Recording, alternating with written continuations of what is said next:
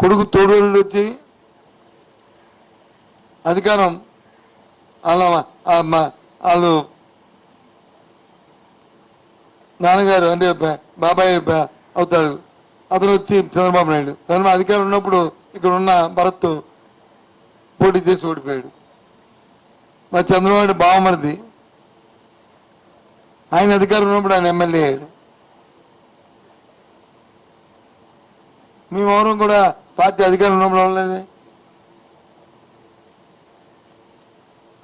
మరి వాళ్ళ వదిన గారు వచ్చి ఇంకో పార్టీలో ఉన్నారు నాయకత్వం. అంటే 5గురు ఆ కుటుంబంలో ఎక్కువ వాళ్ళ కుటుంబం అది కుటుంబం వల్ల మాది కుటుంబం వల్ల మాకు ఆ పదవులని ఏం మాట్లాడు అంటే ఇవాళ చూస్తే ఇవి రాజీనామా లేక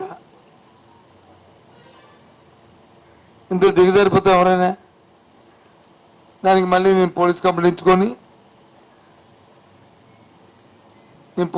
ఇచ్చుకొని సిపి కంప్లైంట్ చేసి దీని పూర్వపరాలు ఎక్కడి నుంచి వచ్చింది ఏంటని అని చేయమని చెప్పడం ఎందుకు పార్టీలో గందరగోళం సృష్టించింది.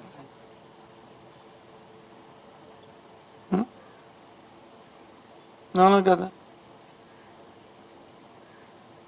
అది కాబట్టి అది ఓకేనా.